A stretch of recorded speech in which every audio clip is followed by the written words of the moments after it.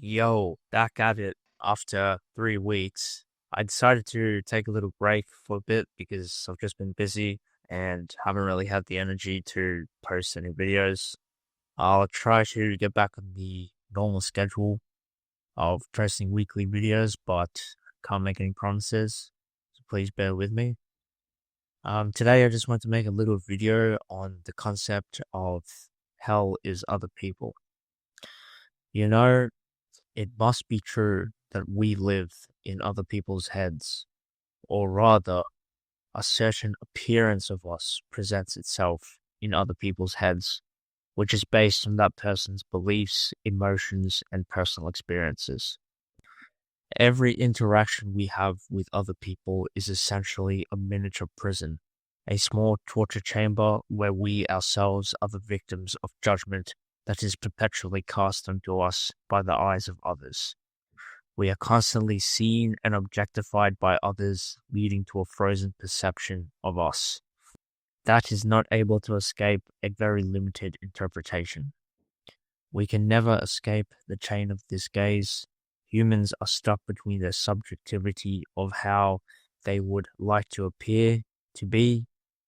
Examples include I want to be self-defining, the author of my own life. I want my choices to be an extension of my true self, my own thoughts and feelings versus the other's subjectivity. I want my choices to have the impact that I think they will. I want things to play out in the way I imagine them to be. But in turn, the other's subjectivity wants the same freedom. Their subjectivity turns me into a mere object of praise, scorn, approval, disgust, or something to mock and laugh at. This clash between the other creates a permanent struggle between how we would like to be versus how we inevitably end up becoming due to the constrained perception of others. Love, friendship, and even kindness often carry this extension because they are filled with the pollution of expectation, domination, and dependence. My freedom collides with yours due to the inherent conflict of all social dynamics. We are deceived into thinking a variety of different social relationships can give us stable meaning or identity, but the foundations of these relationships are built on pure instability. The very structure of existence places our need for freedom against that of others. No human relationship will ever be entirely free of conflict. They are always at the risk of turning into a war for control. When we are locked in another's gaze, then that interaction can never be neutral. They are battles of perception. You are either the one defining or being defined. In essence, they are only shifting positions of dominance and submission in all relationships. Love, for example, masquerades itself as a union, but is actually a silent contest. Do I possess you, or am I being possessed?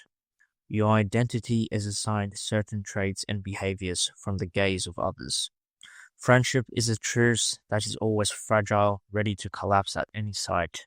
Romance, an endless feeding ground of need and fulfillment that can never be satiated.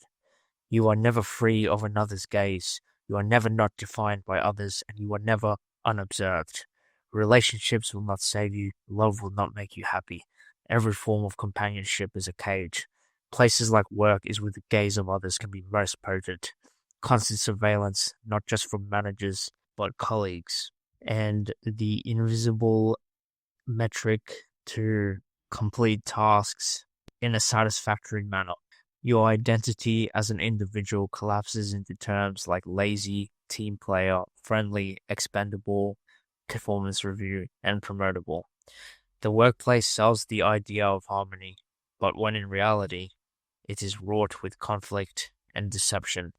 There is micro-judgment everywhere in workplace environments. You cannot leave without losing your income, which in turn affects your ability to function in this meat grind of a society. There is no collaboration. You are merely enduring each other's existence, and you can never escape.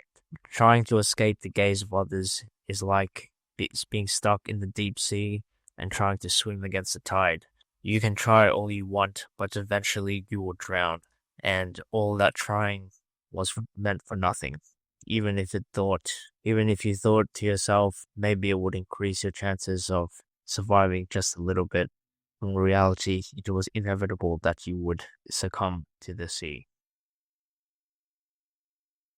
Human life is a complete war for who is better and who is more capable in the eyes of others. And how good you appear in the eyes of others solely depends on your genetics, your childhood environment, and your personality, which in turn is all dependent on your genetics, the way you respond to the environment, and your personality.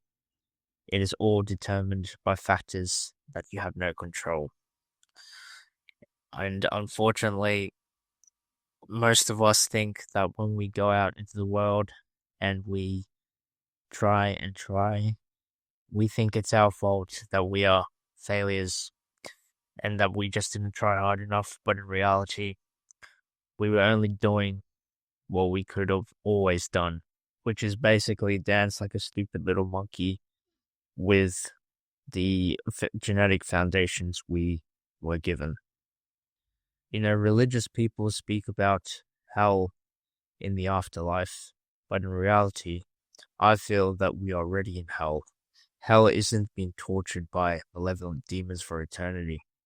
Hell is being locked by the gaze of others, forced to perform and satisfy arbitrary metrics. We are merely just performing in the eyes of others, and most of us are subject to just constant frustration and laughter because we are not able to satisfy the expectations of others, no matter how hard we try. None of it is our fault, and I suggest you don't take responsibility for the way your life has turned out because it was never in your control in the first place. The gaze of humanity is real, and the world is basically split into two entities of human. One is the subject, and then the other is the object. The object is basically forced to perform for the subject. This is extended to basically all realms of human interaction, from dating to friendships to school, the workplace. It's all just a big performance that we are forced to do. And we beat ourselves up over it because we feel as if we didn't live up to the expectations of others and that we could have done something better. We could have said this, we could have said that, we could have presented ourselves in this way. But in reality, we just couldn't. How we've become is just how we were always meant to be. There's no praise or blame here. But unfortunately, society doesn't work that way. Society always blames the individual for their shortcomings. And the reason why they blame the individual for their shortcomings is because society runs a fairy tale of the illusion of choice, is that you can endlessly shape your life the way you want it to be if you just try a little bit harder, if you build up your skill sets a little bit more, you can lead a less frustrating existence. But in reality, you will never escape the gaze of others, and you will never be able to meet standards because they are constantly shifting, changing, and people are always demanding more from you to the point where you will become a murmuring husk that is devoid of any humanity whatsoever. Basically, the husks that you see in the game Dark Souls. I don't know if you ever played it, but yeah. You need to find peace within yourself, and you need to accept that people are just gonna be people, and they will behave the way they were always meant to behave, and they will see you in the way they would have always seen you.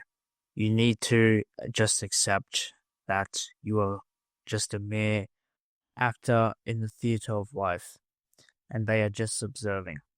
Life Tale told by an idiot, signifying nothing. Hell is other people. Thanks for listening.